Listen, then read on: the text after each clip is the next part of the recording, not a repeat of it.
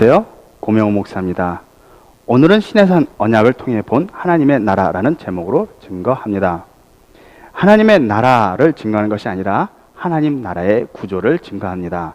하나님 나라의 구조는 세 번에 걸쳐서 설명하게 될 것인데, 첫째는 이스라엘 민족에 나타난 하나님 나라의 모형이고요.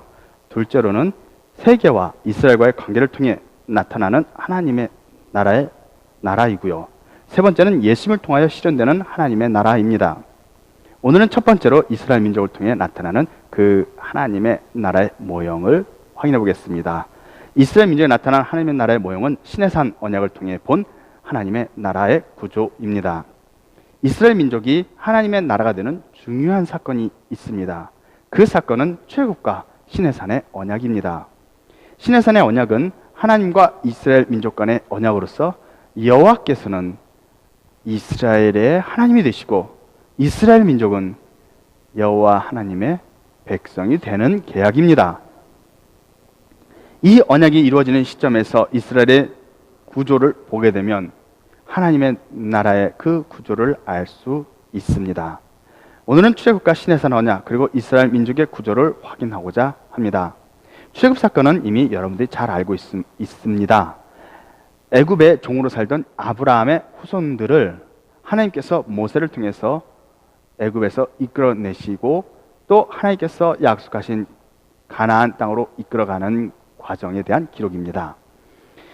하나님께서 애굽 바로의 마음을 강팍하게 하셔서 10번째 재앙까지 받도록 하셨고, 10번째 재앙은 장자들과 짐승의 첨난 수컷을 죽이는 재앙으로서 이스라엘 민족은 유월절 희생양의 피를 문 임방과 좌우설지의 발음으로 말미암아 장자들이 죽음을 면하였고, 애굽 사람들은 이것을 하지 못해서 장자와 짐승의 첨난 수컷까지 다 죽임을 받는 그러한 재앙이었습니다.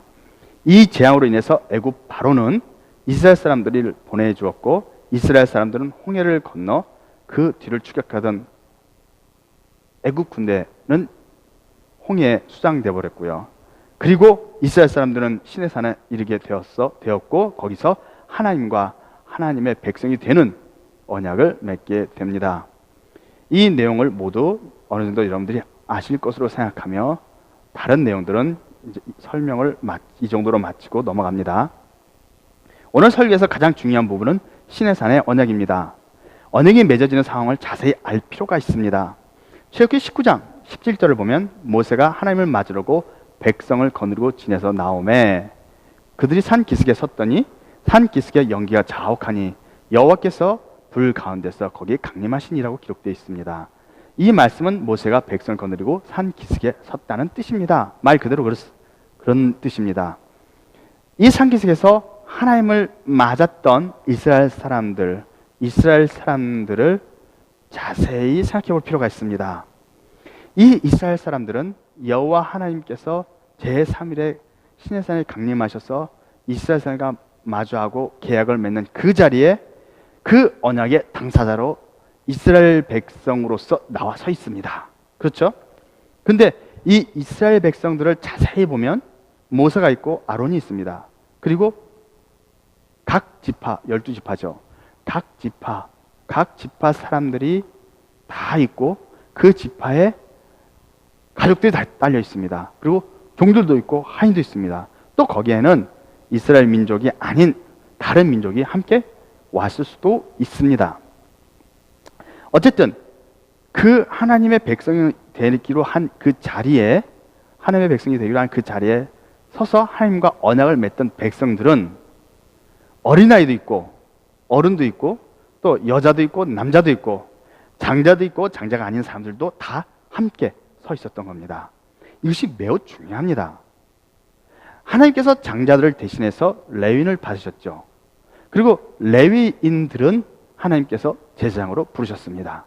이것은 굳이 말씀을 찾지 않더라도 다 알고 계실 것이라고 생각하고 넘어갑니다. 하나님께서 유월절 날 장자와 짐승의 첨난 새끼를 다 죽이던 그때에 이스라엘 사람들 장자들을 살리셨습니다. 그런데 장자를 살리는 방법이 유월절에 그 어린 양을 죽여 그 피를 문 인방과 저설주에 바른다라는 겁니다. 그랬을 때 그 피를 보고 나는 너희 그 집을 넘어가리라 해서 유월절이죠. 그러므로 레위인들을 받으시고 레위인들로 제사장을 삼으셨으므로 유월절 어린 양의 피로 살아난 사람들은, 죽음을 면한 사람들은 누구라고 할 수 있습니까? 제사장이라고 할 수 있죠. 그렇죠? 장자들이 죽음을 면했는데 장자를 대신해서 레위인을 받으시고 레위인을 제사장으로 세우셨으므로 유월절 어린 양의 피로 죽음을 면한 사람들은 제사장들이다 라고 말할 수 있죠. 그렇죠? 잘 이해하셨습니까? 여기까지는 잘 이해하고 있을 겁니다. 그런데 이제 여기에 놀랄 만한 사실을 얘기할 텐데, 하나님의 백성이 되는 언약, 그 신의 산에서의 언약을 맺는 자리에 제사장들만 있었습니까?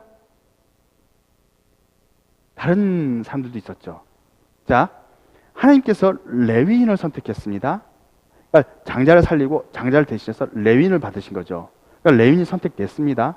그러면 레위인을 제외한 다른 12지파 사람들은 뭘까요? 장자가 대신에 선택한 건 레위인이니까 이제 다른 12지파에 속한 장자였든 아니었든 다 그들은 뭐가 되는 겁니까? 장자가 아닌 사람들이 되는 거죠. 유월절 양의 피로써 살아나는 것은 장자들이니까, 그리고 그들은 제사장들이고 레위지파니까 12지파의 다른 사람들은 유월절 양의 피와는 상관이 없었던 사람들인 거죠. 지금 제가 설교를 하고 있는 내용은 제사장들에게 맞추고 있는 것이 아니라 그 백성들에게 맞추고 있습니다. 다시 말하면 하나님께서 레위인을 제사장으로 세우셨기 때문에 레위인들이 장자를 대신해서 제사장이 되었으므로 유월절 어린 양의 피는 제사장을 살리기 위한 희생의 피였다. 이런 결론이 나오는 겁니다. 그러면 다른 12지파 사람들은 하나님의 백성이 되는 언약의 자리에서 하나님의 백성으로 세워졌는데 어린 양의 피와는 상관이 없이 그 자리에 서게 됐다. 이런 말이죠. 단순히 그들은 모세를 따라 나온 것만으로 하나님의 백성이 되었다라는 겁니다. 유월절 어린 양의 피는 하나님의 백성을 세우기 위한 방법이 아니었고, 유월절 어린 양의 피는 제사장을 세우기 위한 방법이었다라는 것이죠. 이해되십니까? 매우 중요한 내용입니다. 하나님께서 10번째 재앙을 반드시 내셔야 했던 이유는 하나님께로부터 양으로서 죽음을 면한 사람들을 하나님께서 데려다가 제사장으로 세우시면서 하나님 곁에 두기 위함이었던 겁니다. 다시 말하면 하나님께서 사람들을 하나님 곁에 두시려고 유월절 어린 양의 피로써 대신 죽음을 지불하는 그 방법을 주셨다라는 겁니다. 하나님 곁에 있어야 할 사람들은 거룩하지 않으면 죽임을 당하기 때문이죠. 하나님을 가까이 할 사람들은 반드시 거룩해야 됩니다. 죄가 있으면 죽임을 당합니다. 그러니까 반드시 거룩해야 됩니다. 근데 그들은 스스로 자기 죄를 없앨 수 없으므로, 그리고 그들이 지은 죄는 반드시 그 값을 치러야 하기 때문에 하나님께서는 그들의 죽음에 대한, 그 죄에 대한 값인 죽음을 대신 치르는 어린 양이라고 하는 대속이 가능한 제물을 준비하신 겁니다. 그리고 이것을 나타내기 위해 10번째 재앙을 애굽에 반드시 내려야 했던 겁니다. 결국 장자들을 제사장으로 삼으시고 장자를 죽이는 재앙을 내리셨으므로 유월절 어린 양으로서 장자들의 죽음을 대신하게 했다라는 결론입니다. 어린 양의 피는 제사장을 세우기 위한 것이었다라는 결론이 나옵니다. 그러므로 백성들은 어린 양의 피와는 상관이 없는 겁니다. 시내산의 언약을 맺은 후 하나님께서는 백성들과 제사장들을 구분하셨고 이스라엘 사람들을 하나님의 백성으로 삼으시면서 또 친히 이스라엘 가운데 임재하기로 하셨던 겁니다. 그래서 하나님께서는 죄 있는 이스라엘 사람들에게 임재하기 위해 하나님께서 이스라엘 사람들 가운데 거하신다라는 겁니다. 그런데 그러기 위해서 이스라엘 사람들의 진에 대해서 하나님께서 손수 정의를 해주십니다. 어떻게 정의를 하셨냐면 하나님께서 그 성막을 이스라엘 가운데 거하시고 그 성막 동서남북 네 주위로 게르손 가족은 성막 서쪽에, 고핫 자손은 성막 남쪽에, 무라리 가족은 성막 북쪽에, 모세와 아론과 그 아들들은 성막 동편에 치게 하신 겁니다. 그리고 이 레위 자손들의 주위를 동서남북으로 이스라엘의 12지파가 각각 진을 치도록 하신 겁니다. 이 구조를 설명하면 하나님의 성막이 제일 가운데 있고 그 다음에 그 성막 주위 동서남북으로 레위인들이 진을 치고 있고 그 레위인들을 바깥으로, 레위인의 진 바깥으로 동서남북으로 이스라엘 12지파가 진을 치도록 하셨다라는 구조입니다. 이 구조는 맨 끝에 하나님의 백성들, 즉 12지파 사람들이 있고 그 가운데 레위 지파가 있고 그 가운데 하나님의 성소가 있다, 이런 뜻입니다. 하나님이 사람들을 만나거나 본다면 하나님의 거룩하심으로 인해 모두 죽임을 당하게 되어 있습니다. 이래서는 하나님께서 사람들과 함께 거하실 수가 없지요. 하나님이 딱 내려오시는데 하나님을 만나는 순간 죽여버리는 겁니다. 죽는 겁니다. 하나님이 일부러 죽이는 게 아니라 하나님의 거룩하심으로 인해서 죄 있는 자들이 그냥 하나님의 나오는 그 빛에 의해서 죽임을 죽게 됩니다. 죽임을 당하게 됩니다. 그래서 하나님께서는 사람들에게 다가갈 수가 없는 겁니다. 하나님께서 사람에게 다가가기 위해서 방법이 필요합니다. 하나님께서는 사람들과 함께 거하시기를 원하시는데 그 거하시기 위해서는 하나님의 거룩한 성품 때문에 사람들이 죽습니다. 그래서 방법을 하나 세우셨는데 그 방법이 제사장입니다. 하나님께서 이스라엘 사람들과 함께 거하기 위한 방법으로 제사장을 세우고 제사장으로 하나님 주위에 둘러 진을 치게 하신 겁니다. 제사장들은 백성들과 하나님들 사이에 완충지대로서의 역할을 합니다. 그래서 제사장들은 백성들이 하나님께 나아가지 못하도록 막는 역할을 합니다. 이것은 제사장들이 백성들에게 하나님 못 보게 한다, 이런 뜻이 아니라 백성들이 하나님으로 인해서 죽임을 당하지 않도록 보호해준다라는 뜻인 겁니다.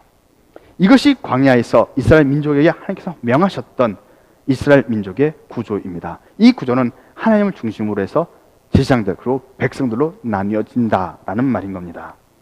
그러면 제사장과 백성을 한번 생각해 봅시다. 제사장과 백성을 서로 비교해 본다면 제사장들은 유월절 양의 피로 살아난 사람들입니다. 죽음을 면한 사람들입니다. 백성들은 유월절 양의 피와 상관이 없습니다. 그러니까 이스라엘 사람들이 양의 피를 발랐으면 제사장들이 살았고 양의 피를 바르지 않으면 제사장들이 죽었습니다. 그런데 장자가 아닌 제사장이 아닌, 다시 말하면 장자가 아닌 사람들은 양의 피를 발랐으면 어차피 죽지 않았고 양의 피를 안 발랐어도 어차피 죽지 않았죠. 왜냐하면 하나님께서 보내신 죽음의 사자는 이스라엘 모든 집을 다니면서 피가 발라져 있지 않는 집에 들어가게 되면 고센 땅이든, 즉 이스라엘 사람들이 거하는 땅이든 애굽 사람이 거하는 땅이든 상관없이 피가 발라져 있지 않은 집에 들어가서 장자를 죽인 겁니다. 그런데 피가 발라져 있지 않아도 장자는 죽이지만 장자가 아닌 사람들은 죽일 대상이 아니었던 거죠. 그러니까 장자가 아닌 사람들은 양의 피가 발라져 있든 죽을 대상이 아니었기 때문에 죽는 일이 없었던 거죠. 그 말은 죄가 없다거나 죄값을 치지 않는다, 이런 말이 아니라 양의 피와 상관이 없다라는 뜻인 겁니다. 그러므로 백성들은 유월절 양의 피와는 상관이 없다라는 말입니다. 제사장들은 하나님을 가까이 해야 하지만 백성들은 하나님을 가까이 할 수 없습니다. 제사장들은 하나님을 볼 수 있습니다. 그러나 백성들은 하나님을 볼 수 없습니다.